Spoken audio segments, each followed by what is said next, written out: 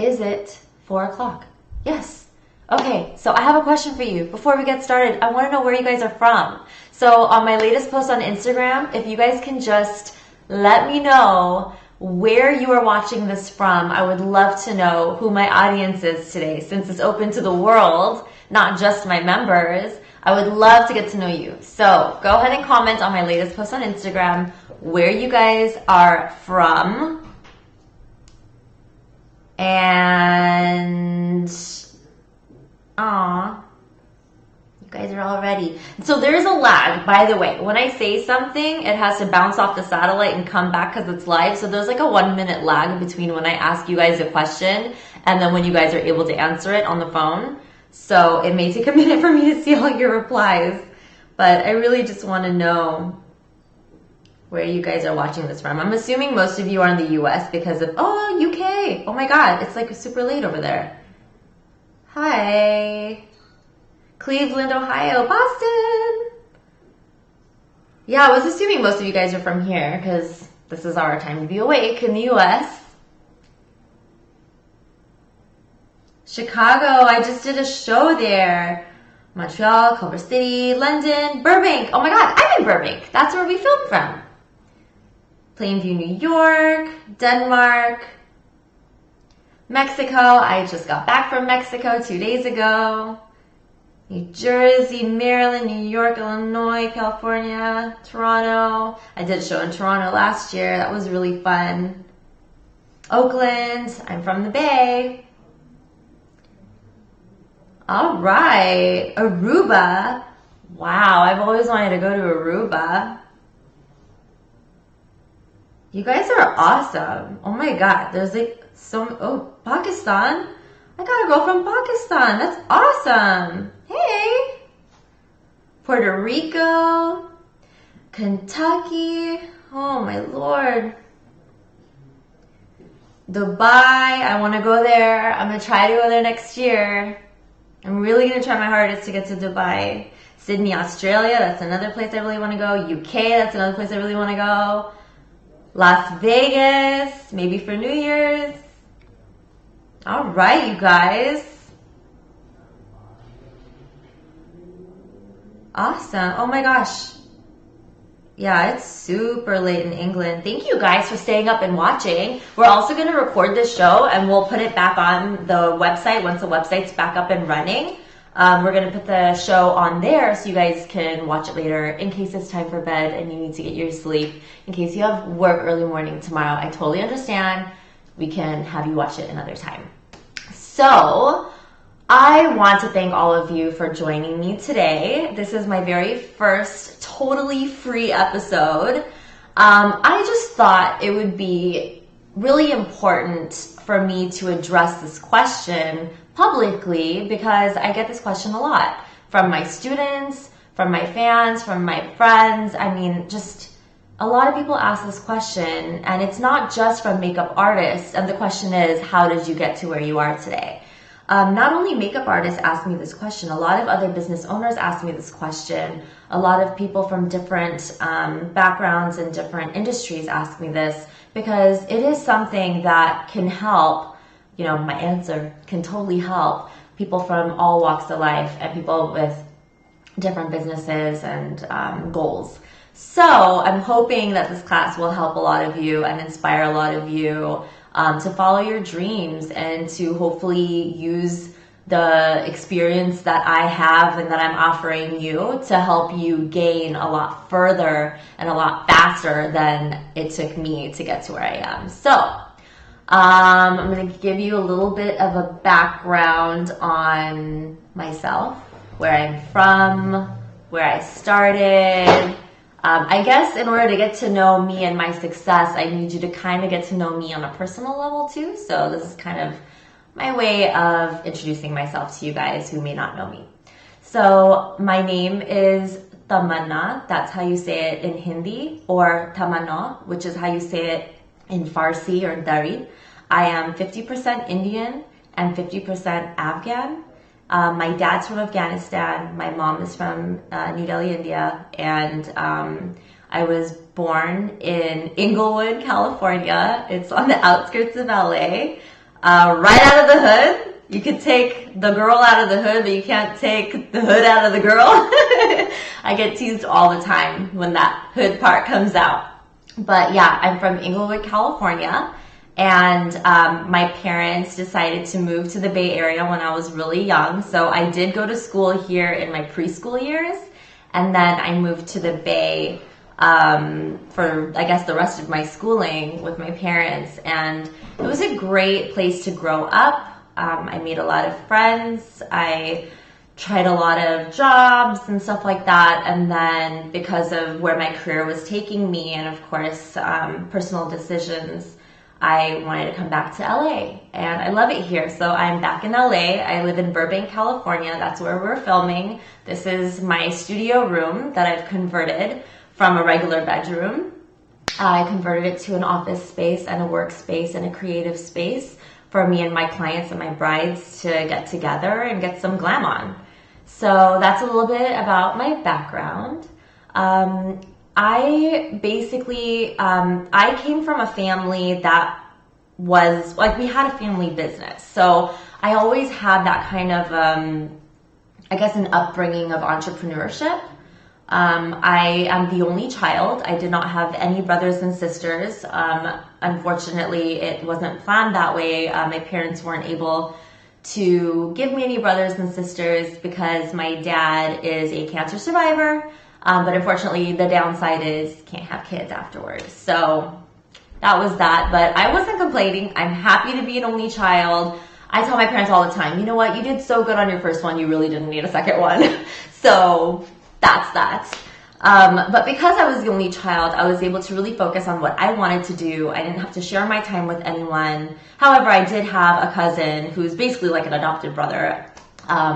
He lived with me throughout my whole childhood, so I didn't really feel alone or anything. But because I was the only girl, I had my own life. And my parents, like I said, they were business owners.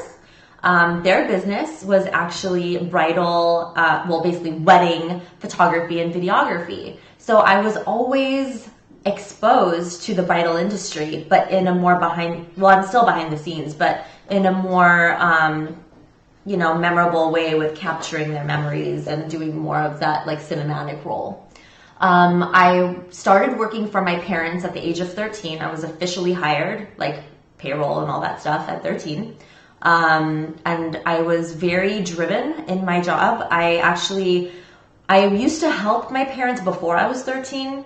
So I always had a little bit of work experience, but I wasn't really taken seriously until I went to India when I was 13 years old and took footage of the Taj Mahal.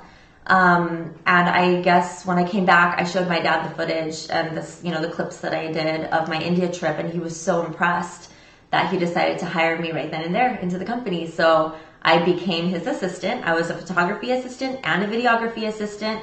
I also tried to help as much as I could with editing, like video stuff. I didn't know how to picture edit or any of that stuff. I mean, this was like back in the day. This was with film photography. And then it went on to digital. By the way, guys, I'm about to be 30 in like a few days, so that's how old I am, just so you know. So basically, I had all this like experience, and how I really got started with bridal makeup and hair. Like, makeup and hair was just a hobby for me, and I'm sure a lot of you kind of found yourselves landing in these kind of situations where you're doing someone's makeup or hair for an event, and maybe you're not doing it professionally, like to get money or anything, but you're just doing it as a hobby. And that's how I started. I started doing it as a hobby. When I was in high school, I would help my friends get ready. I would bring makeup to school.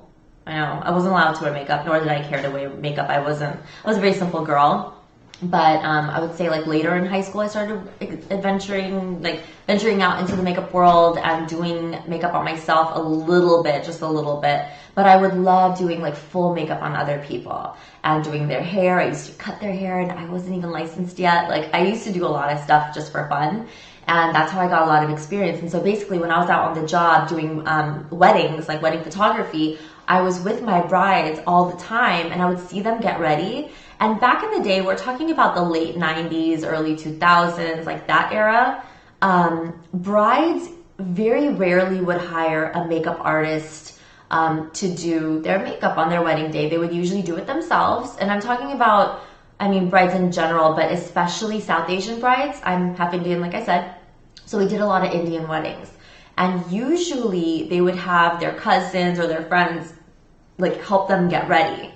And so I was thrown in that mix because I would be in the bride's room taking pictures of them getting ready, and I would make suggestions and I would kind of help out with the glam process. And I started kind of getting very comfortable around brides. And all of a sudden, I just basically just helped out with little things here and there. And I would capture good pictures, and I would know, because of my photography background, I would know how the makeup should look in order to show up on camera. So I knew to go a little heavier. I knew about contouring at a very young age, just out of experience and knowing shadows through camera. It works the same way. I feel like most fields of art are very similar with the shadows and the highlights. So, oh, and also I was a total artist in school. Like I used to draw pictures, I used to design fashion, I used to make clothes for my Barbie dolls. Like I did it all. Like I was a very, very artistic person. And so anyway, this was my background like before I graduated high school. I would do these bridal things and just kind of do it for fun. So once I graduated high school, it came to the point where I had to figure out what I wanted to do in college. And there was absolutely no way that I wasn't going to go to college, especially as the only child of my parents, who both come from families that are very highly educated and all about getting the highest degree you can get and all that lovely stuff. My parents wanted to make sure that I followed all the steps it took to, go to college and get your education. And at that time, I was a total science geek. I still am. My passion still to this day, I wouldn't even say my passion is makeup. That's my craft and that's like my livelihood. But my inside passion is science and the evolution of the universe. I feel like that's God's art, and we see it around us every day, and it just makes me so filled with emotion when I talk about it and think about it, and it really puts things into perspective when things feel like they're going crazy and you don't have a lot of control over everything and you get into fights or little dramatic experiences. I just think about how little we are, and I look up at the sky and I see this vast universe in front of us, and then it puts everything into perspective for me. I realize how tiny we are and how insignificant we are, and how God is so great and has crafted this big, beautiful piece of art for us, and we're just one little piece of it.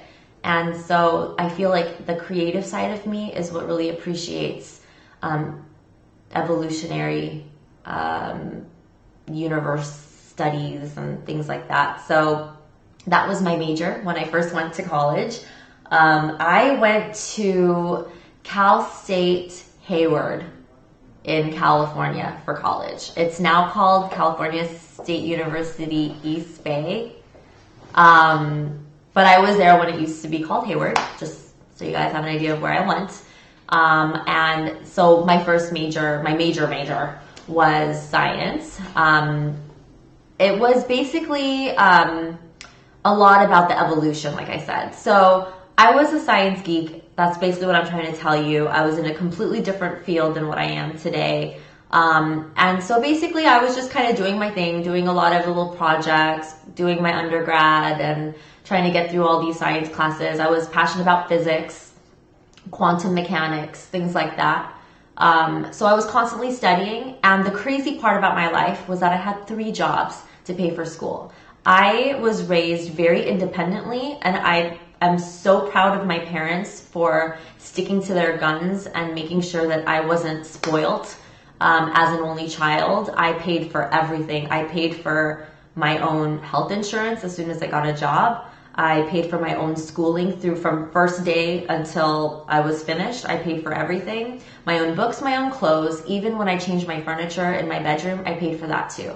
So because I've been working since I'm 13, so I had a savings and I knew the value of money. And I'm trying to tell you guys, please understand the value of money. Earn your money and save it for things that matter. So anyway, but I'm not your parents. I can't tell you what to do. You guys got to figure that part out. But Anyway, I'm just trying to tell you, my parents did a great job with not spoiling me as far as the financial world. So because I had to pay for my own school, I had to work 3 different jobs. And it included at a chiropractor's office. I was a receptionist. I worked as a manager of a clothing store, and I also worked weekends at my parents' business for the wedding photography stuff. So working 3 jobs plus going to school full time. I mean, I was more than a full-time student. I had a very heavy workload. I had 20 units, or 22 units. Oh my God, I had 22 units in freshman year. So that's like a major full-time load on top of 3 jobs. So I was never home. And one day my parents and grandparents sat me down and they said, look, you have 3 jobs that are making you pay for school. And you feel like you have to do this, but we never see you, and you're so tired. And how are you able to do your homework? And how are you able to concentrate or do anything? You can't even enjoy life with us because you have so much work to do and all this stuff. And they basically sat me down and said, look, we know that you love makeup. We know that you love hair. We know that you're good at this and you're good at art. Why don't you take a year off of college and go get your cosmetology license? Use that license to give you a good income with clients, work at a salon or do freelance, and let that money pay for the rest of your school. So you only have 1 job that you're passionate about and you love, and then you can let that pay for your school and then continue your degree. And I thought that was a genius idea. I thought, wow, finally I can work on just 1 job that could pay for everything, and that would be in the beauty industry. So bravo, mom and dad, and my lovely grandparents, especially my nana, which means mom's dad in Hindi. It was his bright idea to get me to get out of college. Even though he's so about college, he made that suggestion for me to get out and go to beauty school and then come back to college after. So that's what I did. I took a year off of school. I did my cosmetology college. It was called the Valley College of Cosmetology in Castro Valley, California, which is now owned by Marinello Beauty School, which is a chain beauty school. And so I went there for a little less than a year, did all my thing, and the cool thing about it was that I was a star student. I'm the type of student, like throughout high school and college, I was a straight A student. I was always very driven, very competitive. I always strived for perfection, even though I know there's no such thing as perfect, but I always strived for it. I always pushed myself to be better and better and better. So basically that kind of helped me become, kind of a smart ass in school. And once I was in cosmetology school, I felt like that was so much easier because here I'm going from quantum physics, quantum mechanics studying to like basic chemistry and basic biology and then like hair stuff because you have to learn all that stuff in cosmetology school as well. So for me it was really easy going to cosmetology school. And because I had all this experience cutting hair before I went to cosmetology school, I kind of was very comfortable with scissors and comfortable with all that stuff. So I was a star student. I was basically like teacher's pet. I know, I was that annoying student that was always like Miss Know-It-All. That was me. So after cosmetology school, my teachers decided to give me an opportunity to work for a very, very high-end salon in that area. And I jumped on the opportunity. So as soon as I graduated cosmetology school and got my license, I went to work at Victoria's Hair on Stage, which was one of the most trendy, fun salons in Danville, California. I loved their work ethic and everything, but I realized as soon as I got there that I was not a salon kind of a person. I realized that I don't do well with other people's rules. I wanted to do things on my own, and I wanted to price point my own value. And I don't know what it is about me. I'm not good with having bosses. Are you guys the same way? Like, I'm just not good at having a boss. I'm too opinionated and I'm too strong-headed. Like, I can't. So I only stayed there for a little while and I left. And then I realized, you know what? I'm just going to do freelance. I'm still doing my parents' business. I'm just going to start doing brides. So I did right away. I started doing brides through my parents. What would happen is my parents would have people come over for consultations to see their work, photography work.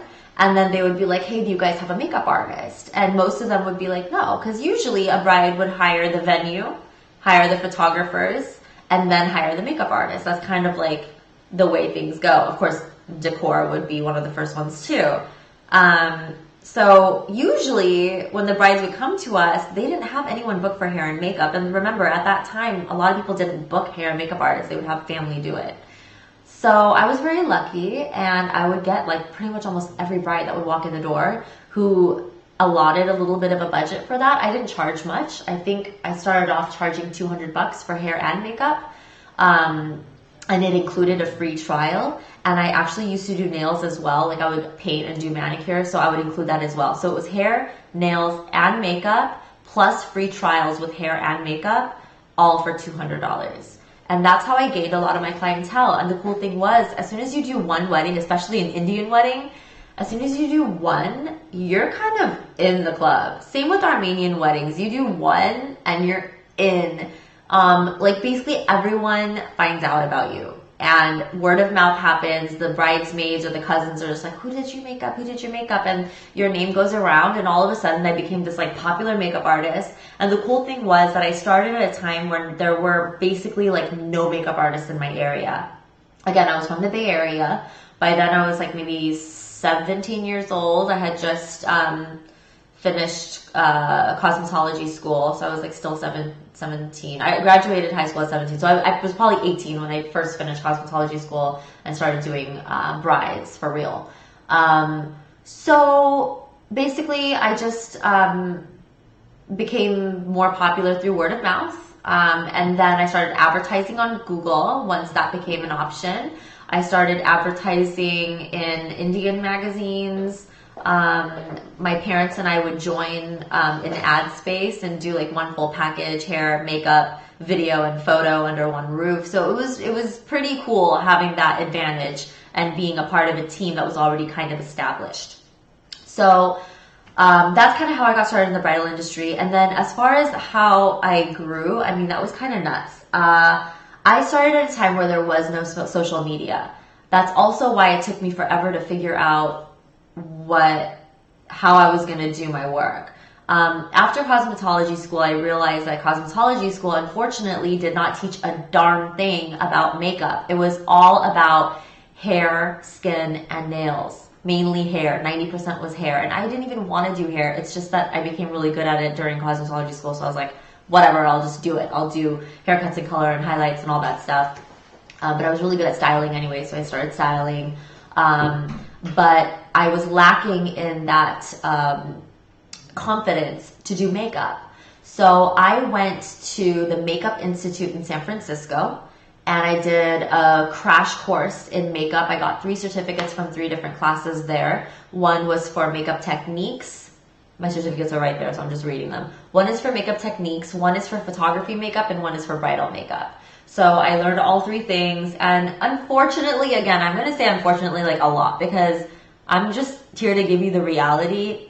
A lot of makeup schools, especially back then, we're talking 2001, 2002, 2003 time, they teach very basic knowledge, knowledge that anyone can get for free on YouTube. Very, very basic knowledge.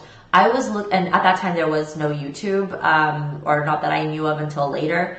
And YouTube, there weren't a lot of YouTube gurus, is basically what I was trying to say.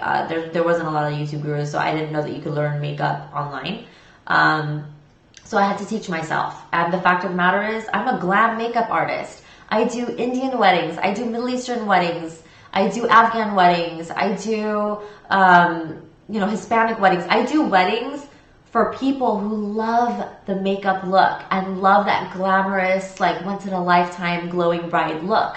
I don't do a lot of natural weddings. Not that I don't like it. It's just not my personal style. I'm more into the glamorous look, which still looks natural. I mean, you can see me still, I don't look totally caked on, but I do like cake, which you guys probably know if you're a member, you know from all my other classes how much I love cake. So Anyway, because of all that and the clients that I was catering to, I unfortunately couldn't learn too much in those schools. So most of the experience happened from me being out on the field. Now, another thing I wanted to tell you is that once I got finished with cosmetology school, I quit the salon job, and I went out into the real world with my parents as a wedding makeup artist and hairstylist. Just from doing weddings, I got better and better. It took me a long time to feel confident with hair.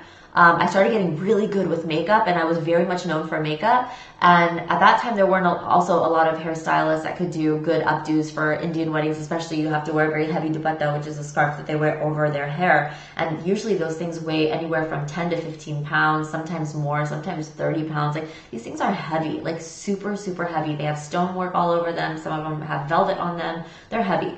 So you have to do a very strong updo to support that. And there was no one that could teach me all that stuff. So you just have to learn it by doing it, throwing yourself in the situation and just doing it. So that's kind of how I learned that stuff. Another thing, gosh, there's just so much information I want to give you. Another thing is I needed a job, like a regular weekday job, to help me get money to go back to college. So I decided to work as a Christmas hire at Macy's. Before that, I had applied for a whole bunch of other jobs, makeup counter jobs, and I got denied at every single one of them. I already had a whole portfolio and everything. Like, I was already doing photo shoots. I was already doing these brides from my parents and stuff. And because my parents were photographers, I did photo shoots with them too. So I had this whole portfolio, and I would go to every interview with this portfolio. I'm like, hi, my name is Tamana. Here's my portfolio. And they'd be like, okay, we'll call you. And I was so heartbroken. I tried, where did I try? I tried MAC. They gave me so much attitude.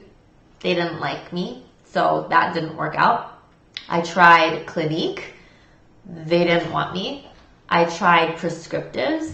They didn't want me. I tried Sephora, and they literally rolled their eyes, and I walked away almost in tears. I mean, I've tried so many different counters and different makeup jobs, and I was getting so depressed about never hearing back from these people or getting so much attitude from these people just because I was showing them my portfolio. I wasn't trying to show off. I was just showing them that I was ready for like a big girl job.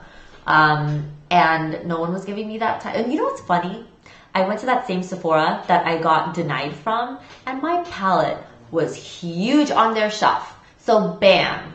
And it's sold out. So thank you, Sephora, for not hiring me, because now I have my own palette in your store. Anyway, so back to my work stuff. Once I got denied all those other jobs, I met this amazing woman named Kathy Marr. I'm still in touch with her. She was my boss of my very first cosmetic job ever at Lancome Cosmetics in Pleasanton, California. And she gave me my first job right at the interview. She said, you're hired. I can get you in as a Christmas hire for now. And if you do well, we'll see if we can keep you on. And I worked and worked and worked. I listened to her. I idolized her. She was like my mother. She guided me. She raised me. I was 18 years old when I started, and I stayed in the Lancome company for 8 years. And I kept getting promoted. She kept nurturing me to get promoted. And like a little bird, I flew away from her nest and became my own, business manager of my own Lancome counter. And I gained a lot of experience that way. So that was my cosmetic experience. I guess I learned a lot about retail management, a lot about marketing and that kind of stuff. So that job paid for my schooling, but the rest of my bachelor degree, basically. When I went back to college about a year after I finished beauty school, to fulfill my promise, basically, to my parents and grandparents that I was going to continue, I had to change my major because, of course, the science life didn't make sense for me anymore because I was already becoming so big in the makeup and hair community. So instead, I changed my major to marketing, and that helped me so much. Marketing was like a piece of cake for me. It was like my second life anyway. So when I started all my marketing classes, I was already in the work field, so I would be the one giving examples of different marketing structures, giving examples of different situations and solutions and stuff like that, because I was pretty much one of the only students in my class, or in my different classes, that had a lot of work experience prior to becoming a marketing major. So that was my marketing background. I did very well, finished that up. And so I finished around the time that I got promoted to become business manager. So once I became business manager, I was already kind of done with the school thing. And I felt like my life was kind of ready to take its next step. And it was really funny because the whole social media thing hadn't happened yet. And then once I got into Macy's, like once I finished high school, the MySpace thing happened during late high school. On MySpace, I became very popular because there weren't a lot of makeup artists at that time, like I said, and I used to show my work all the time from when I was working with my parents. So MySpace kind of catapulted me, and it got a magazine to notice me, and I got published several times at such a young age. I was 17 and 18 when I was getting published, all the way up until I turned 19, 20. I was a beauty editor for Zeba magazine, which was an international magazine catered towards Afghan youth, and it was very widely spread. We have a lot of Afghans in this country and beyond, so I became a very recognizable face, and people were stopping me all over the place. It was really weird. All of a sudden I felt a little taste of fame, and it was just really weird having my face in magazines. And at that time I was dating my husband. We just started dating right after I was finished with high school. And I would send these magazines, every time I get published, I would send it to my future mother-in-law at the time. And they would just be so proud of me. And I realized, oh my God, like I have such a supportive network of family members. Like I have my family who has been supporting me since I was born, letting me do whatever I wanted. Anything I wanted to do, they just were like, you know, you're good at it, do it.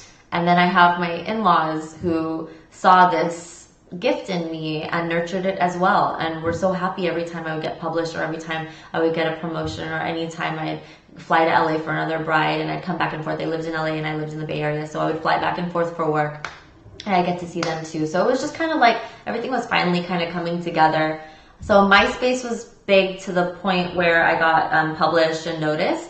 And then after that was done, I got so busy with my bridal business and of course my Lancome business, that I had to stop MySpace. Stop the Zeba magazine thing. I couldn't be their beauty editor anymore. It was really, really tough. And I think they slowed down production as well. And then I went on to Facebook.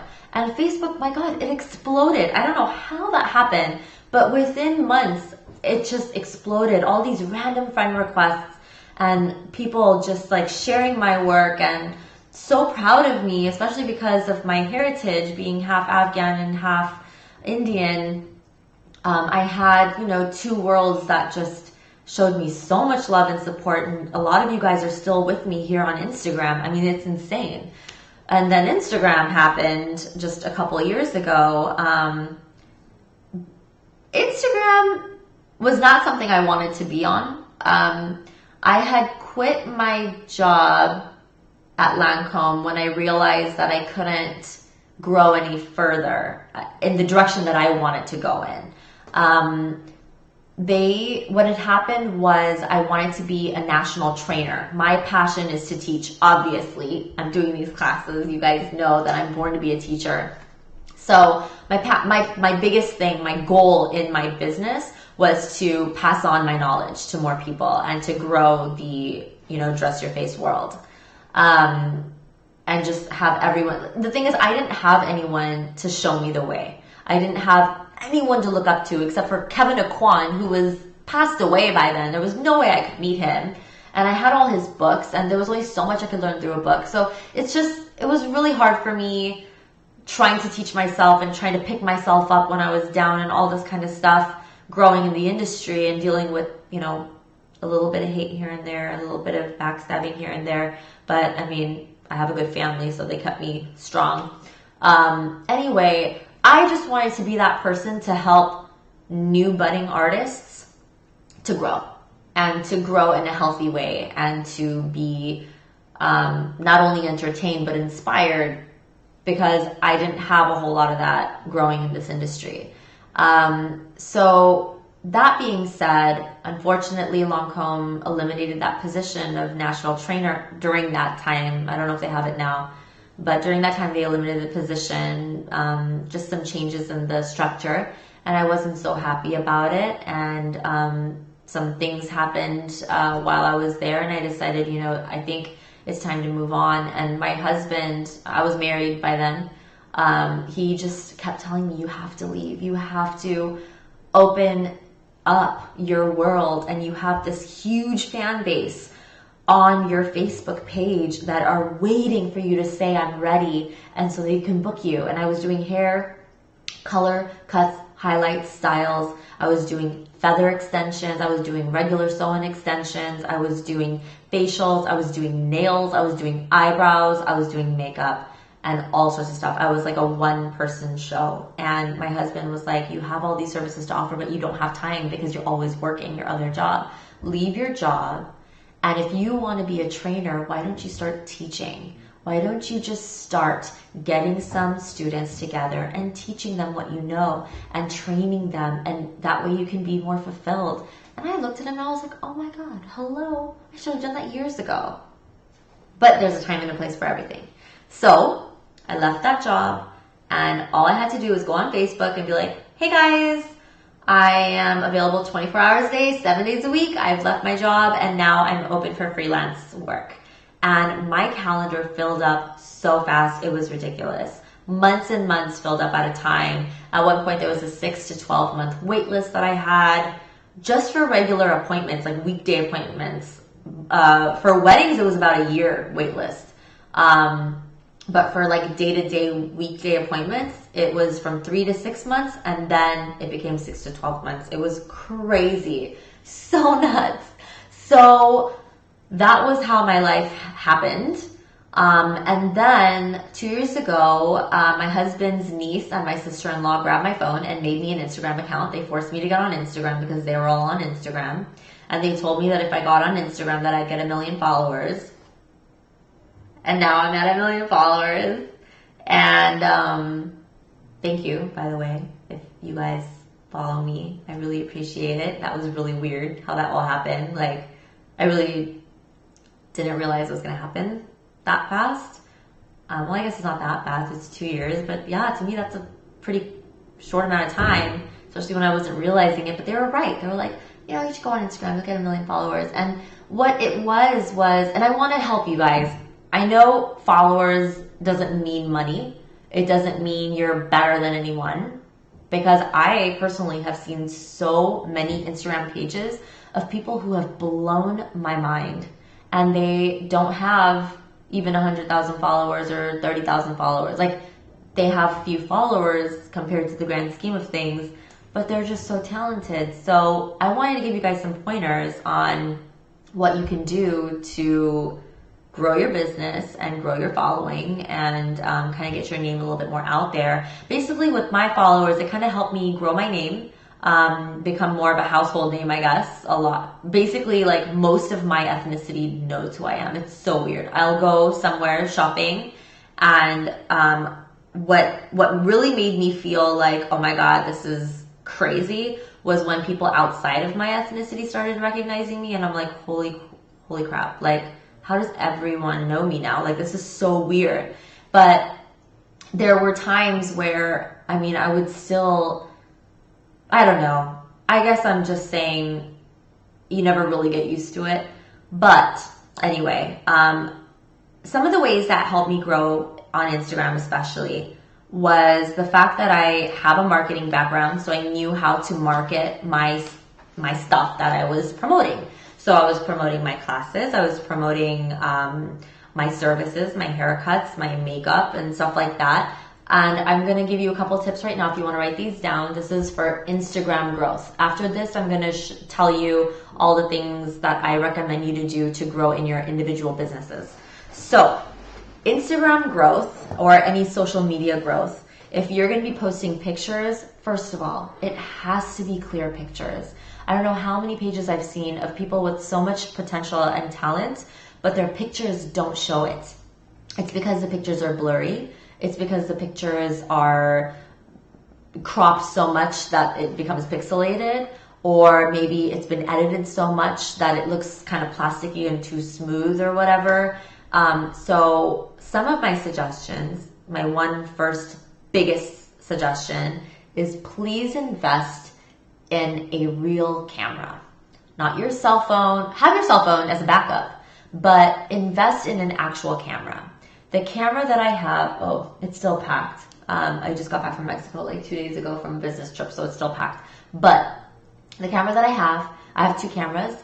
One that I started off with a couple years back was the Canon PowerShot ELPH 110HS. That is the Canon PowerShot ELPH 110HS. That is a regular point-and-shoot digital camera. Nothing special about it. It's super small. It fits in the pocket. And I loved it. And that I used for the first year and a half of my Instagram feed. So all those pictures are either from my phone or from my my Canon, my baby Canon. Now, recently, because Norvina told me to buy it, Norvina is Anastasia Beverly Hills' daughter, she told me to get the Sony NEX-6. That's Sony NEX-6. And I bought that camera on Amazon because they didn't have it in stores. It's already discontinued. And I love it. Why? Because it has Wi-Fi. So I don't even need a computer to transfer photos. When I was on vacation, I was able to wirelessly use the built-in Wi-Fi from the camera, connect my phone to it, and extract all the pictures from my camera to my phone. And then I was able to make collages or post or do whatever I wanted with those pictures. So I highly recommend a camera similar to that. I would say between all the brands, Canon, Sony, and Nikon are the three best quality photo takers that will actually show a little bit of the detail of the makeup. Now, after all of the cameras that I've tried, I like the Sony NEX-6 because there are some features in it that are pretty awesome. One of them would be a skin softening feature. You don't have to put it on high. I keep mine on low so you can still see the skin texture, but it doesn't look rough and raw. So what happens is if you take a close-up picture of makeup, sometimes it's a little distracting if the skin looks very raw, and it has nothing to do with your makeup application. It could just be the bumps of the skin. So the skin smoothing technology of this camera makes everything kind of look a little bit softer, like a softer focus, without compromising the details. So the eyes are still sharp, the nose, the mouth is still sharp, but the skin is kind of a little bit softer. Not blurry, but just a little softer. So it's kind of easy on the eyes, especially when you're trying to show a close-up picture. You don't want bumps everywhere kind of ruining the picture.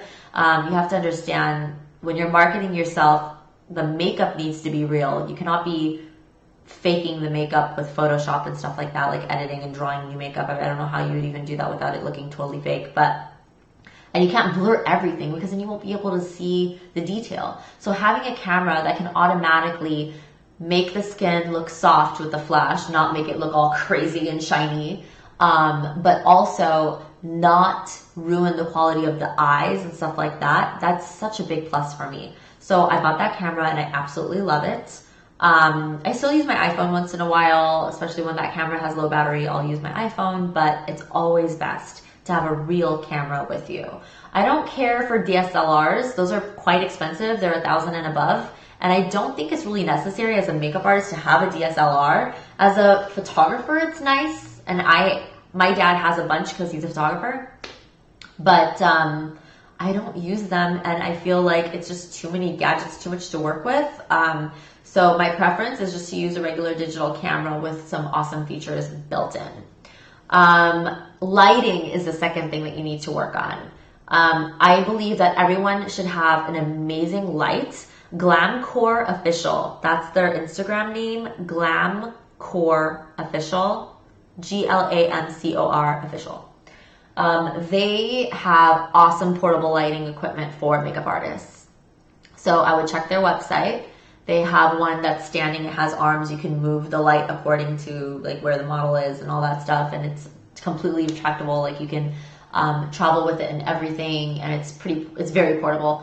So that's a good one. And then the light that I'm in front of right now is my ring light. What it does is it creates these cool little circles in the pupil. It's like brightens up the skin, and it's very even lighting. So there's no, like, even if I put like my hand over my face or do whatever kind of like weird poses, there's not crazy harshness in shadows because it's not like you have lights coming from directions, it's from forward, and it's a ring. So you can actually take a picture of your client through that ring and you have perfect lighting all around the ring. And that's how I get all the amazing pictures on my Instagram feed. It's mainly from having this amazing camera and having this beautiful ring light. The brand of the ring light is called the Diva Ring Light. You can get it at thedivaringlight.com. I got mine on Amazon. The exact same brand. It has a sticker that says Diva Ring Light on it. So that's the name brand of it. And it's 18-inch. They also sell a 12-inch, but I recommend an 18-inch if you're looking for overall glow. If you're looking for personal, like small or close-up stuff, then you can get a 12-inch. So that's my recommendations for pictures. Also, when it comes to editing, if you have the ring light and that camera, you don't need to edit the way like More Beaut 2. There's an app called More Beaut 2 that a lot of people were using. And what happens is when you go to skin smoothing, it kind of blurs the whole picture, and it's kind of very obvious. Here's the thing. I'm not against editing. As long as it does not ruin the integrity of your work and does not fake the product, I'm okay with editing to an extent. More Beaut 2 tends to over edit and over smooth everything. I like it. I used to like it until I discovered another one, which I'll tell you about. But yeah, More Beaut 2, things just look too cartoony. So I wouldn't go with that. Instead, I would get Facetune. And Facetune is only on the Apple Store. I don't know what would be the suggestion for Android users, but Facetune is an app where you can, like, let's say you don't have the best picture, but you really want to post it because you're very proud of the work that you did in that picture. Let's say it's a little blurry. There's a detail button in that app where you can add sharpness to certain areas like the eyes or the mouth or whatever you want to add details to. But again, don't overdo it because it looks cartoony if you overdo it. There's also a smooth button where you can just touch over the area that you want to blur a little bit and it'll blur it. So let's say I have a huge pimple. You could zoom in to the chin of the picture that you take and just touch over the pimple and it'll smooth it out a little bit. So those are the minor little adjustments, especially when you're showcasing your makeup work and you don't want outside distractions. You can use that app to kind of help you with showcasing your work in a much cleaner manner. However, I would never condone changing the actual makeup. You have to show your work, but the best way to show it is with a really good picture. So do what you need to do to get the picture good. But as far as like changing the makeup ethically, it's going to be really, really hard on you, because if people see that it looks a certain way in a picture, but then you do it on them and it doesn't look that way, that's a little fishy. So you want to make sure that the pictures actually represent your hard work. Okay, that's my public service announcement. So that's about it with that. Oh, and that little sparkly blingy thing that I do, the little sparkles when I'm showing products or whatever, and I put a little sparkle, there's two apps that have that. One is called Line Camera. I used to use that until I discovered Lenslight. Lenslight is amazing. So Lenslight has a sparkle and like the cool lighting thing, and you can add that to your pictures just to have fun. I'm all about beautiful imagery, and I feel like that's one of the things that helped me grow on MySpace, on Facebook, and on Instagram, is having beautiful imagery and pictures that catch people's attention. You have to understand that there are especially now, there are so many makeup artists on Instagram, and we're all good in our own ways. So the way that you can grow is you have to kind of stand out at something. My photography background helps me stand out with the pictures that I post. And also I'm just so freaking picky, so I'm not going to post a picture that's blurry or like not perfect. So I'd rather just not post it at all, do the look another day and post it then. And take the right picture with the right lighting. But for you guys, you know, you have to find something that can set you apart. So like my thing is I share everything. I'm an open book. I share, oh my God, what time is it? I don't want to like go way over. Okay, it's 4:50, we're good. So I like to share everything. I talk about every little detail of my life. I talk about every little detail of the things I'm doing, the products I'm using, the brushes I'm using. My life is an open book, and I'm a little too honest about everything. So my thing that set me apart from a lot of people was that I'm a giver and I share a lot of information. So every time I would write a post, I would pretty much share every item that I would use. Sometimes I would even share the technique. Like I would try to put it in words, but then I realized, okay, not everyone can read like long paragraphs without getting totally distracted. So I kind of slowed down on that. But I would share a lot of information, and I feel like that kind of helped me gain a lot of trust from my viewers and loyalty from my viewers, and it became like a two-way thing. Like I'm respecting my viewers' wishes by giving you what you want to know from me, and I get that respect back by getting the follow and getting the loyalty from my clients and from my viewers. So it becomes like a relationship, a give and take relationship. So anyway, that's kind of what I would do to set myself apart. Just kind of find something that you can be known for. I want to talk to you guys a little bit about how I became a celebrity makeup artist and how things kind of catapulted. So you know how I said I had all these like followers and everything already before I moved to LA? I just moved to LA in February, so is it already almost December? So yeah, it's been like 9 months almost. Or I'm sorry, 11, no, yeah, 9, 10, 11, yeah. It's almost been a year. Oh my God, it's almost been a year. That's crazy. So anyway, I moved here in February, and, oh yeah, 10, 11 months.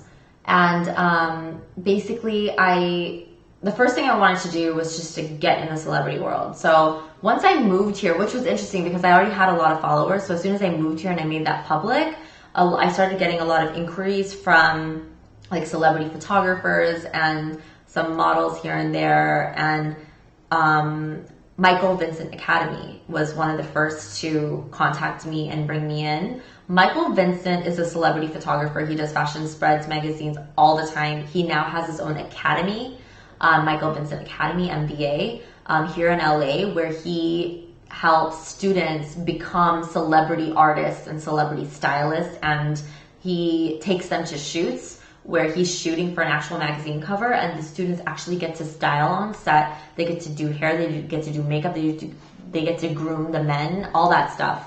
So they contacted me to be one of their instructors and to collaborate on some projects together.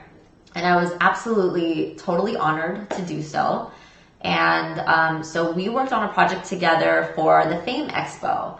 So I went on stage, on the main stage, and I did a demonstration on a celebrity model. And that was my first real like big celebrity model, who's from the Basketball Wives LA, Miss Laura Govan. And once I did her, we developed a really awesome relationship where I got to do her several times after that. And because she liked it and she posted about me, a lot of other celebrities found out about me, a lot of other reality show celebrities found out about me and started using my services as well. So it's kind of like a domino effect.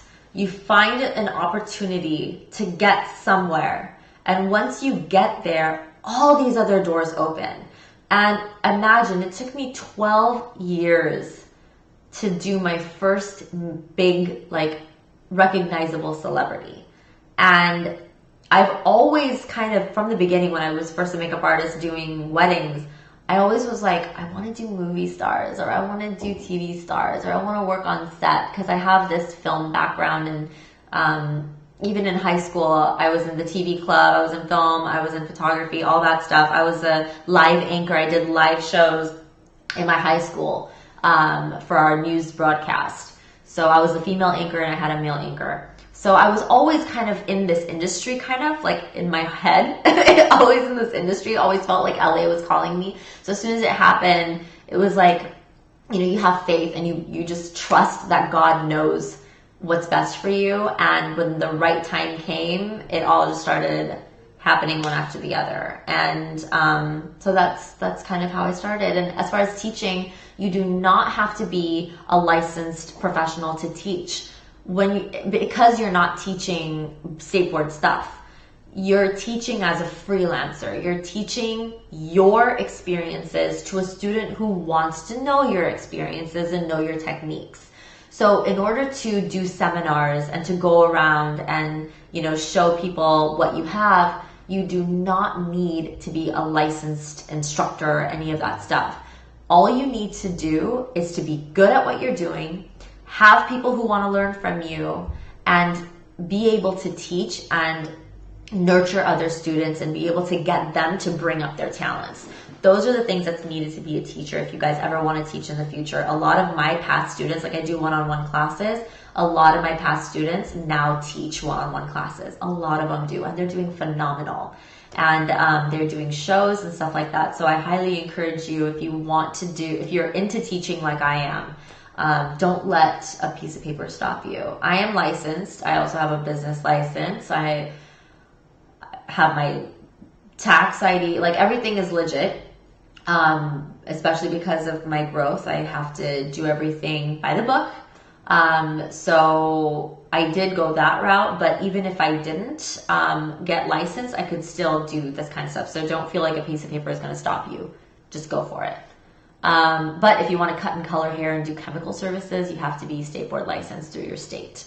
Check with I know a lot of people are from out of country, so definitely check with the regulations there as well. Let me see what else. I still feel like I have so much to tell you guys, and I don't even know where to end this. I think I'm just going to keep talking. So, I want to talk about what I did to help me get published in more magazines and online editorials. And this is kind of taking it back to like 2002, as soon as I graduated high school. So, and then the years following.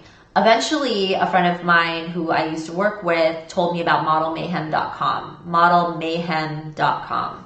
And that's a website that models and photographers come together and collaborate on photo shoots. And artists are on that website as well. Anyone who could work on a photo shoot would be on the website. So I made a profile, and I put a bunch of pictures of my work there.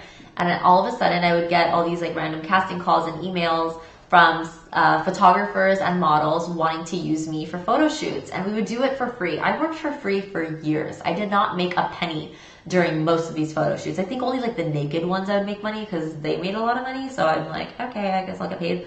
But I wasn't naked. I would not do that. It was the models had their thing going. So I was just the artist doing my thing, making my money. But the actual photo shoots that I used the photos of, those were collaborative works. So I definitely recommend, if you want to do photo shoots and you want to kind of get that creative juices flowing. With a wedding, usually it's kind of like a traditional look. So sometimes if you just feel like you need to get some creative aspects of your mind out there, do photo shoots, especially on Model Mayhem. It's called TFP, Trade for Prints. And basically what everyone does is they collaborate, they give a piece of them to the project, and everyone wins by getting amazing photos. So the photographer doesn't get paid, the model doesn't get paid, we don't get paid, no one gets paid. Everyone just puts in their hard work and you get amazing images out of it, and it really is beneficial if you're all building your portfolio. So if there's a part of your portfolio that's missing, such as, like with me, I had a ton of Indian brides, but I really needed African American and white models in my book. So I seeked out photographers who would contact me. I would say, hey, these are the kind of images that I'm looking for. I'm looking for mainly beauty shots because I am a makeup artist. I don't care about body shots. I want beauty face shots of every ethnicity that you can think of. And so they'd give me all these models and I would just keep working. And that's also how I gained a lot of experience with makeup artistry for the camera. What is so cool about doing photo shoots is you're able to see how your work looks before it's edited and after it's edited. So I was able to tell what areas I needed to work on right away. I would usually stay after the shoot and ask the photographer if I could watch the photos getting uploaded on their computer so I can see all the raw images. And then I would know, okay, next time I think I'm going to go heavier on the eyeliner. Or next time I need to not forget to fill in the brow over here. I rushed the brow. Oh no, I have to make sure I have enough time for that. Or next time I need to clean up the mouth. So many times the eyes are beautiful and the mouth looks kind of weird. So all these little things I learned on myself because I was able to see the instant gratification from being able to see the pictures right away. So that really helped me become a much better photography makeup artist. Of course, working with my parents was a huge help. And that's pretty much it. So definitely do work like that if you feel like you need to grow your portfolio. Just do it for free. Do collaborative work and have fun. I mean, it's really about having fun and enjoying your time. Money will come. Now, other questions about how to actually get started in making money in the industry. Once you showcase your work, I mean, what I tell my students is you have to practice. Like, I'm showing you all the techniques that it took me 12 years, 13 years to figure out. So now that I'm showing you all these techniques in my online courses on dressyourfacelive.com, it's your job to practice, write all your notes during the time that the videos are up, replay them as much as you can so you really instill all this knowledge in your head. Make a list of the things you need to buy versus the things that you need to throw out from your kit. I'll do a separate class on that another time about what's in my kit and why I pack it the way I do. I'm very condensed. I don't pack a lot of stuff. You know, all these things, I'm giving you all this knowledge and I really want you to make sure that you really, really take care of this knowledge and you have to run with it. Like really, really, really run. Go and practice on everyone you can. Your friends, your family members, clients, free photo shoots. I mean, whatever you can get your hands on, I want you guys to practice. And honestly, we all start somewhere. I was never, when I started, I wasn't even a fraction of how good you guys are. I see beginners on Instagram that are a million times better than what I was as a beginner. I don't know if you guys have ever seen my post from about a year ago. It's so weird. Like I found my old portfolio that had my very first bride in it. And I put a picture up of my very first bride and my latest bride from a year ago. And the difference I saw, I mean, you know, when you grow so much, you kind of forget where you started. And you forget that you were once an amateur and you were once a beginner. I felt at one point that I was just good always and I didn't remember ever being an amateur. But when I looked at that picture, it was like reality check. I also started really rough. And I looked at my first bride and I looked at my current bride and I'm just like, it doesn't even look like the same person did it. So I posted the picture. And so if you go down my feed to a year ago, on my Instagram page, maybe I'll repost it sometime one of these days. It's shocking, like how much of a change I made. And that first bride was after I had already finished makeup school. Can you believe it? I was already certified and I still was not that good. So when I see your guys' posts and you guys are beginners, you say you're beginners or new or whatever, I'm just so amazed by how good you guys are compared to how horrible I was when I started. So I want you guys to know that we all start somewhere. Do not get discouraged just because you see some people with 1 million followers growing like crazy, and then you see others maybe you see yourself not growing to that level. It's, again, the follower thing is just a bonus. Your hard work is what gives you your success. And the key to success is not a secret. It is, you have to have a talent, first of all. You have to have a talent. If you're good at what you're doing, half of the battle is over. Then you work hard, hard, hard. You push yourself to the next level. You guys know I'm such a perfectionist. I'm so picky about everything. And I'm just like that straight A student that kept trying to get the A plus, A plus. So you have to be like that. You have to be really pushy and very critical on your work. You have to look at your work and be like, what can I do better next time? And do it next time. Do better. Keep pushing yourself and look for your own mistakes. You don't need a teacher to show you your mistakes. You just need a teacher to show you the easy ways to do stuff and the correct way to apply stuff. But it is your job to fix your mistakes. We can show you, in my classes, I show all the time ways to do things in a simpler manner. My job is to simplify your world and get you the knowledge in the best and simplest way so you will forever remember it. But like I said, your job is to practice, practice, practice. So number one, have a talent. Number two, work very hard on it. Very, very hard on it. And number three, be patient. Do not rush your success. It will come when the time is right. This applies to any business, any job, anyone, anywhere in the world. Talent, hard work, and patience, and success will come. I promise you. If you have all those things in line, you will make it. You have to show the world that you have something to offer. My thing is education. That is what I have to offer. I'm offering education and inspiration to everyone out there in an online world, which is super easy to get a hold of. If you guys have something to offer, you have to promote it, talk about it, be inspirational, show your best work, be nice, do not be mean, do not have attitude, show oneness with your followers, do not, don't call people haters and trolls and all that stuff. I mean, yes, we do have people who are not happy about those who are successful, but they're also helping you grow. They also kind of make you want to work harder. And so you can't single out haters, whatever. So just be nice and be humble and remember your background and be close to your family. If you have a family around you, be close to them. If you have a husband or a wife or any, significant other, make sure they're included in your business. I have the most supportive husband. I had no idea he was going to be this supportive. He always knew, when we got together, I already had Dress Your Face as a business. It had just started. He and I both had no idea how big it would become. But he saw how hard I worked and he was right beside me the whole time. Seeing how hard I worked and making sure I had his support emotionally, mentally, physically, whatever I needed.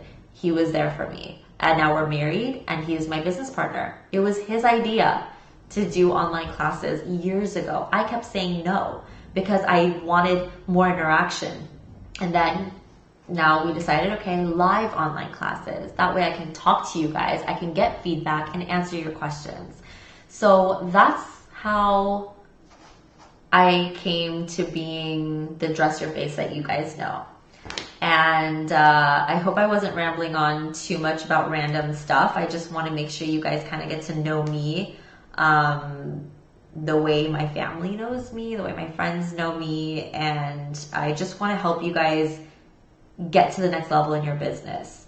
So as far as, other businesses are concerned, the same business model that I was telling you, finding something that you're good at and being very driven, especially if there is a need for that. Like in the beauty industry, for example, look at the Great Depression, okay? The Great Depression in the US, a lot of businesses suffered. The stock market crashed. A lot of things happened. A lot of really, really horrible things happened. And the business that survived, one of the few businesses that survived was the beauty industry, because women always want to look and feel their best. in the beauty industry, we are giving women a chance to look as good as they feel inside, and vice versa. If you give someone that uplifting look and put a smile on their face, automatically their insides glow and you can see their confidence and their like happiness radiate. I'm not saying that every woman needs makeup, but I'm saying one of the benefits that looking your best can do for your personality and your future. So having that happiness, that radiance in you will automatically bring happiness and wholesome in your life. So that was one of the businesses that continued to do well during those dark eras. And so if you're in the beauty industry or even the wedding industry, people are getting married all the time, almost daily. Like in the US, usually it's like weekend weddings, but I've done a lot of weekday weddings. It's pretty nuts. And I know in other countries, people have weddings every day. Like Asian countries, there's weddings every single day. There's no like one day of a wedding. So there's always work for you guys. So I'm really, really proud of all of you who want to be in the beauty industry or are in the beauty industry and want to grow. But if you're in another industry, just make sure there is a need for the job that you want to do or whatever it is that the project that you're working on. Make sure there is a need and make sure you are very, very active on social media. I post several times a day. I'm not saying for you guys to post every day or several times a day. I'm saying post often. So you can stay on top of the trends, stay on top of what's going on in the world, be relevant, constantly give your viewers something to look forward to, give your viewers a piece of you every time you're posting. I make sure that every post of mine shows a little bit of my personality because that's the whole reason why I'm doing live online classes is because I want to connect with my viewers in a different level. I don't want to just be behind a computer screen always. I want you to feel like I'm here right in front of you talking to you. I want you to feel what I feel. Like I feel like the camera right here, like I'm talking to you individually. Like I feel like there's people behind this camera and there are people like you watching this video or this live stream and needing information and I'm here to give it to you. So I just really thrive on real interpersonal relationships and connections. So if you are in a business and you want to use social media to help you grow, you have to have a connection with your audience. You have to find a way to really get to know them and for them to really get to know you as a brand or as a person, however you want to showcase yourself. And also show love back. I mean, if people have questions, you got to answer it. Whether you answer it in a separate post or in the comments, that's up to you. But you have to answer. You have to be accessible. It is like a 24-hour job. I'm always working. My brain's always going. Let's see, what am I doing? I'm a private teacher. Monday through Thursday, I teach private lessons, which are fully booked, which is why I started to do online classes. Weekends, I do weddings. I also sometimes travel for weddings once in a while. I did a couple destination weddings this month. And on top of that, I am working on a hairline with Bombay Hair. I'm sure you guys have seen my huge announcement, I think it was yesterday or 2 days ago, of my Bombay hairline that's coming out. It's going to be hair styling tools that are super easy to use and hair extensions which are coming after that. So working on all of that. I'm working on another launch that you might find out about in a month or so. So stay tuned for that. And I, for a year, was working with Anastasia Beverly Hills on my eyeshadow palette with her and launching this live online classes. So on top of that, I'm managing my social media. I actually do have my husband and I working together on social media and my online classes. I do have a team that works with me on these online classes. I'm sure you've seen the customer service help page that's run by my team. So I do have help now, but it was really hard to do all this on your own. So, I mean, you have to kind of pay your dues and put in your work. I mean, nothing comes easy. You work hard and you see the rewards of your hard work and you see that you can be successful. You can support your family, support your children. I'm doing all this to support not only my own family, but to support my parents, my grandparents, and my future kids. So I have a lot of motivation to continue working this hard. So you have to find what motivates you and let that be your fire, and work, put in, pay your dues, and you'll see that success coming to you tenfold. So I hope you guys learned something. I'm going to answer some questions now on the live feed on my Instagram page. If you can please go on my Instagram page of Dress Your Face, so that you can check out my last post and ask me what oh my god, almost 1,000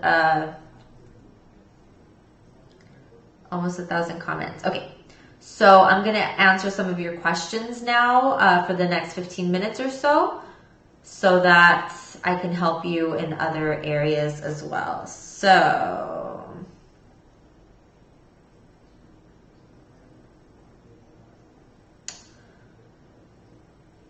what was the Sony camera? It was Sony NEX6, NEX6. What steps did you take to create an active and positive Instagram community?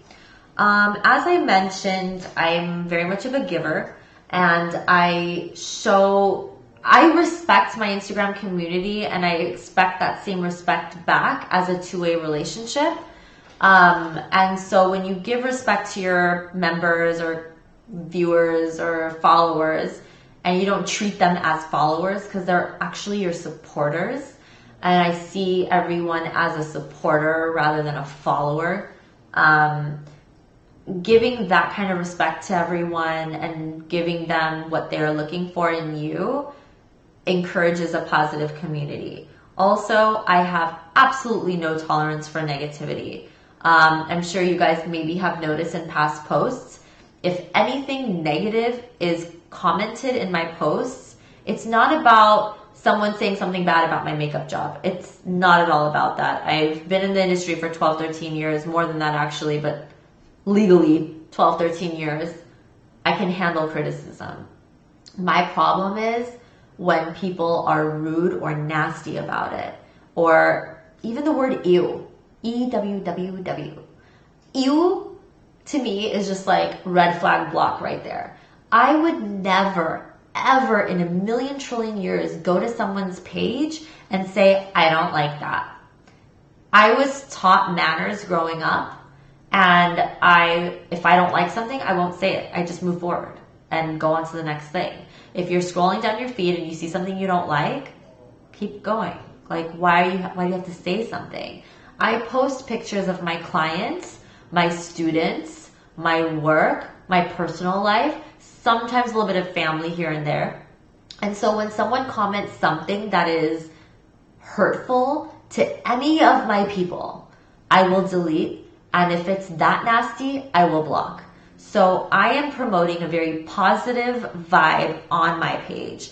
Zero tolerance for negativity, zero tolerance for bullying, bashing, negative comments, XYZ, absolute zero tolerance. It will be deleted, and if I feel the need to block, I have no problem blocking.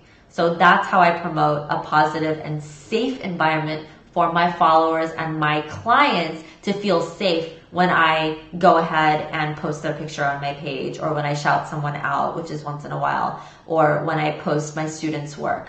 I am like a mama bear. I'm so protective of my clients and my students. If anyone says anything wrong about them, out. Can't have negativity. You have to surround yourself with happy people, positive people, encouraging people. I mean, my God, we're like, it's a sisterhood. We have to understand we are one race, and we have to uplift each other and help each other. And instead, I see so much bashing and so much hatred. People who don't even know my clients are talking so much about them. It's like, you've never met these people. Why? I just can't understand how anyone could feel so upset that they'd have to say something negative about someone that they don't even know. So that's the kind of thing I just don't tolerate. I want to have a safe environment for everyone. So blocking is pretty much my way of keeping it like that. How do you set the price? Do you negotiate according to the client's budget? Good question, because I mean, that's a huge thing. A lot of you out there already know your work, right? You already have experience in hair and makeup, but how do you set yourself as a professional in the industry ready to do brides or clients? My biggest advice is to find out what other people in your area are charging. It really depends on your location. Here in LA, it's a certain price. In the Bay Area, it's surprisingly a little higher. Reason is there's a lot of artists here in LA, so there's a lot of competition, so people kind of have to stay at a competitive rate. Where in the Bay Area, there's a lot of artists too, but there's literally maybe just a handful of people who dominate the industry and have raised the price a lot, so you kind of can go with that. I don't know about prices overseas, but that's why I recommend all my students to find out what other artists in their area are charging and charge something within that range if you guys have the same amount of experience or knowledge or amount of good work. So if their style is similar to yours, if their clientele is similar to yours, then you should have your price similar to theirs. That way, there's no craziness of like jumping so high that you don't get any clients or going so low that people don't trust you. You want to be in the same level. So that would be my suggestion, is to make sure that you're kind of within their price range. Now, as far as negotiating, I'm not able to negotiate anymore. But when I first started in the industry, I would say my first 5 years in the business, I worked off of budgets. So I had a set price. But if a client would tell me that, I'm so sorry, that's not in my budget, is there any way you can go a little lower? I would make deals with them, and I would say, you know what? If you can get me 5 other girls within this booking, so if I do you plus like 5 bridesmaids, then we could do a group discount. Or if you hire me for 2 events, I'll do a multiple event discount. Or if you refer me to someone, then I'll give you $50 off, or whatever way you want to do a discount, you can do your discounts. And that's kind of how I did it. I did multiple event discounts, multiple booking discounts, like for a lot of people, and referral discounts. And then once I got too busy to the point where it just didn't make sense for me to lower prices for some people or not lower it for other people, I just wanted to be fair and easy. And I got way overwhelmed with a lot of business, thank God.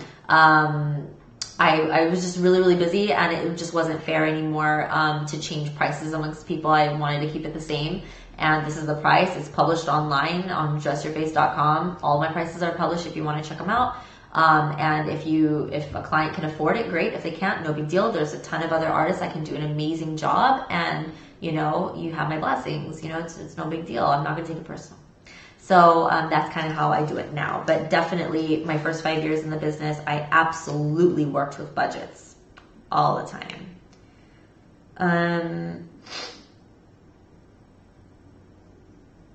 Can you recommend some School of Cosmetology classes or other courses? I get that question a lot too.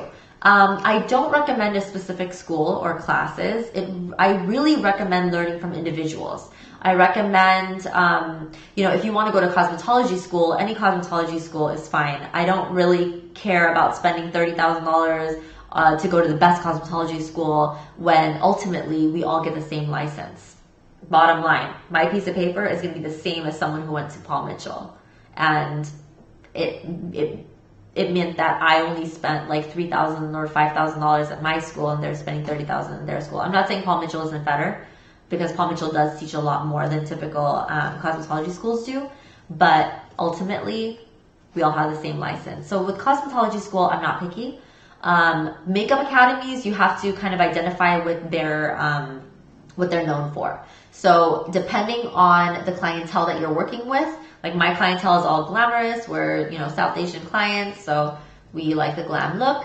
And so I had to kind of self-teach myself to do that kind of work, because in my school, it was an American-based school. It was in San Francisco, and it was very basic knowledge, very blendy, very sheer, and that's so not my style at all. But that's where I got all my certificates from. So after I got my certificates, I started getting better and better just for my own practice. So I can't really recommend a specific school. It really depends on your goal and how you want to do makeup And if you find an individual such as myself or some of my friends here that teach as well, if you can find a way to learn from them directly or through the internet or whatever, then definitely learn from them. YouTube is a great option too. I mean, it's not going to go in depth the way actual courses do, but that's another option. And then with me, with my online courses, I'm teaching literally everything. Like, this is how much I'm talking at a free class.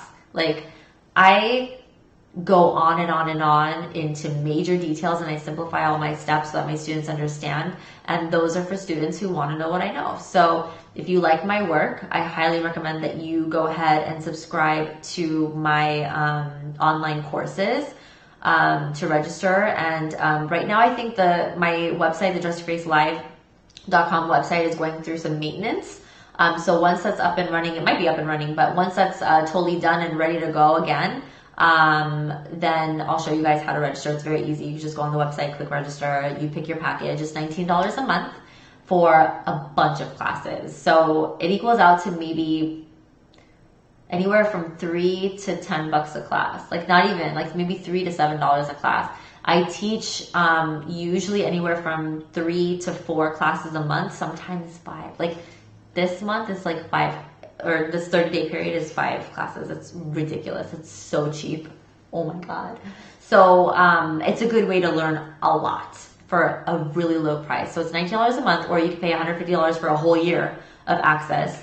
And what I do is, you're paying for the live courses, but as a courtesy, because I know a lot of people are from overseas and some of them are asleep when I'm teaching, I record my classes and I leave it up for a few days so that you can catch up. When you wake up, you can watch it later or on your own time. I am thinking of leaving videos up for a little bit longer now instead of the 3 days, which was originally the plan. I will try my best to keep them up a little bit longer, because I know that sometimes 3 days is a little quick. So I'm going to try to make it maybe 5 days if I can. Gotta talk to the team, or even longer. There have been videos where I've left for over a week. So it all depends on the demand. And also, big news coming. I wanted to ask you guys if you guys want a certification course. I know that right now, I said that I'm not going to have certificates online because I can't see your work.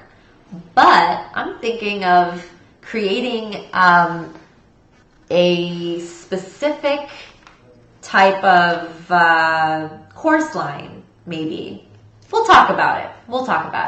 But I am thinking of creating a very specific curriculum just for those who want to be certified, because I'm so overly booked. I'm not able to get everyone in as a private student of mine for the certificate. So I think this would probably be the best alternative. So I'll keep you guys posted on my plans for certifying you. But yeah, definitely find out, if you want to learn more, find out from your favorite artists out there on Instagram or wherever, if they teach privately, or if they teach online, or if they do YouTube, and just stock their work. That would be my best recommendation if you want to get better at your craft. And do you have any other suggestions for more affordable cameras for girls who are just starting out? Only Canon, Sony, and Nikon are the only 3 that I have experience with that work really well, but you don't have to spend an arm and a leg on them. I don't believe in spending more than, well, I was expecting to spend like $800 on the Sony NX6, but on Amazon, I keep seeing it for like $500 or so. So I thought that was pretty reasonable, especially because I had Wi-Fi. But the Canon PowerShot ELPH 110HS camera was like $200 or less. It's probably like $150 now, or less than that even if you get it on Amazon. So I think it is something that you should definitely save up for, a good camera. I don't really have any other recommendations. I'm going to refresh this and answer maybe 1 or 2 final questions. Oh, I'm glad you guys are happy that I am thinking about a certification course. Well, we'll talk about it. It'll be pretty cool. Okay, someone's asking how much do you charge for a trial, and how much makeup do you apply during a trial as a full application? I truly believe that a makeup trial should be a full application. Why? Because if you do just half the face or just eyes, the client isn't going to have that full idea of what you can offer them. I always do the full face when I'm doing trials, and I charge for it. When I first started my business, I did free trials because I just wanted the experience. So I didn't even care if people would walk in and just want a free trial and then never see me again. I took pictures of them. That was my thing. I always took pictures of my clients, always. Even if I felt shy, I would just be like, okay, hang on for just a second. I'm going to take a quick picture of you. And I don't even really ask. I just take the picture. Now, I ask because I have such a big following. I want to respect their privacy if they want privacy. But what's funny is a lot of my clients now ask me to take their picture and show it because it's kind of like a fun thing. Like being a part of a big page is super fun. So, but yeah, at that time I would just take their picture, and that's how I got my experience, was doing free trials. Now, because I'm just overbooked, I just really don't have time for free services at all, because I'm just literally like no time. I charge for makeup trials, so they are going to come out with a full face of makeup. I do not include lashes unless they want to purchase them or bring their own, then I'll do it. But I don't include lashes, but I'll do everything else. Full foundation. I mean, literally the way I would do it at the wedding is how I would do it if they come to me for the trial. I want them to understand the full look. I want them to go home knowing that, oh my God, I think this is how I'm going to look on my wedding day. Like, I don't want them to guess and be like, is this side of the face nice, or is this side of the face nice? Or just eyes, you can't get a full, if someone just does eyes and their face looks raw as hell, it's not going to look right. You have to sell yourself. You have to sell your service and show them that you can make them look the way they want to look. The only way to do it is with a full face application.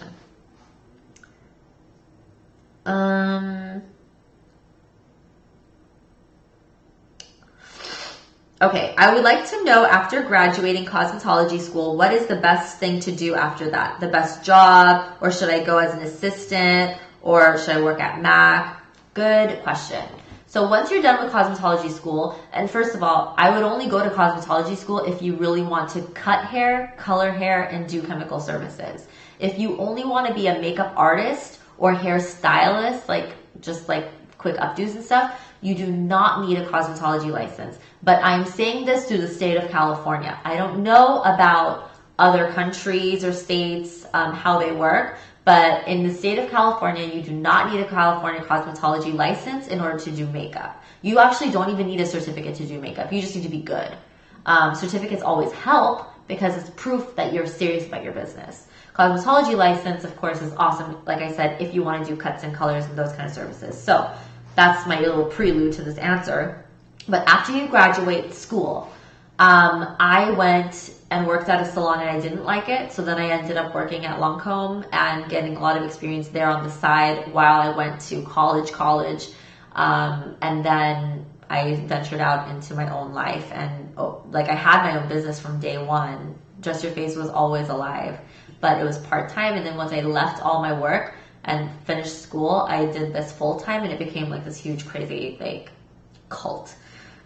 So for you, it really depends on what you want to do. If you want to work in a salon, you can have your cosmetology school help you with placement or suggestions on, what good salons are in your area that you might want to work in.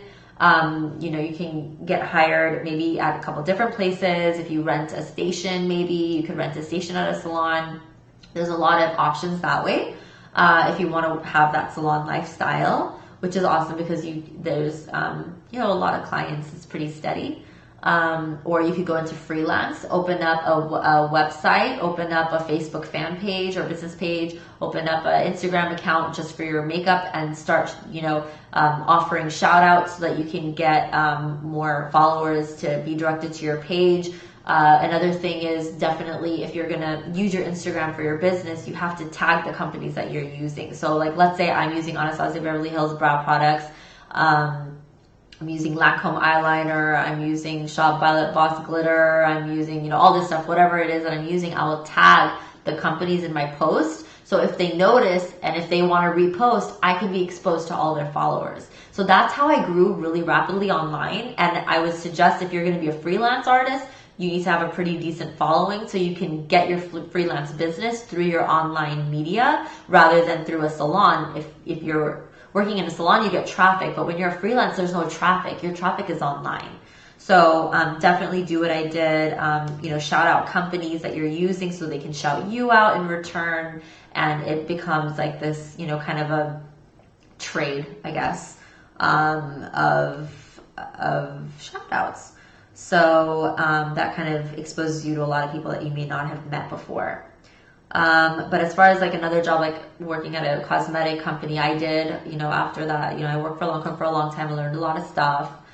It did help me, I think, although towards the end I felt it was holding me back. But it did give me a major backbone. It gave me a lot of management experience, a lot of retail experience. I learned how to use my marketing degree towards that job as well. I mean, I felt like it really helped. But at the same time, I'm glad I didn't stay. Well, I did stay a long time, but I'm glad I didn't stay forever because I wouldn't have been able to grow if I stayed there forever. Okay, I'm going to answer another question before I end. I just never want this to end. Okay.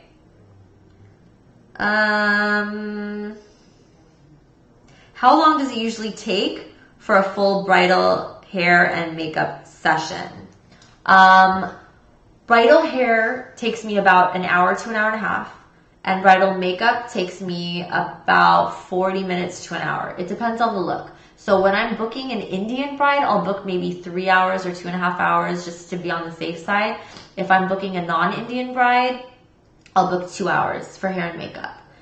Because I know with Indian brides, it's a little bit more extravagant, it's a little more work, and then helping with the jewelry and all that, it takes time. Yeah, so anywhere from 2 to 3 hours is how long I take to do bridal hair and makeup. For non-bridal hair and makeup, it really depends on the look they're going for. Sometimes an hour, sometimes up to 2 hours. I guess that's it, guys. It's 5:30. Well, it's 5:36. I went a little over. I wanted this to be like an hour and a half, but I know that you guys probably have plans. It's a lovely Sunday and you guys need to eat dinner or maybe go to sleep. I don't know where you guys are or what time it is in your countries, but I want to thank you guys for being here and for letting me talk to you and share with you all my experiences throughout the last 13 years of this business. And I really appreciate the fact that you guys have been showing me a lot of support. Helping me reach 1 million followers has been really incredible.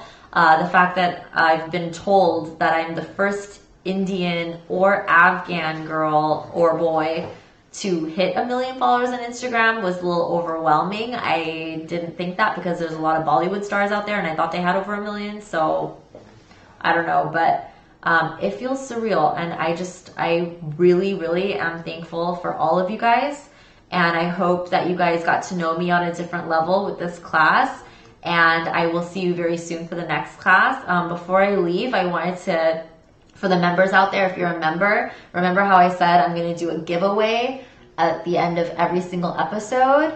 I am still doing that, and that giveaway that I was going to give away, like the Lorac stuff and like the other like holiday Lorac stuff. I've extended the deadline because we right now are in the middle of moving all of our information and updating all of our information on our website. So I know that for a little while you weren't able to see the video that was a qualifying video for the giveaway. So I'm going to leave it up for a few extra days. After this one goes up, I'm going to put back the smoky eye video so you guys can see that and enter my giveaway. And then I'm going to announce the winner of that giveaway on December 9th during my next class.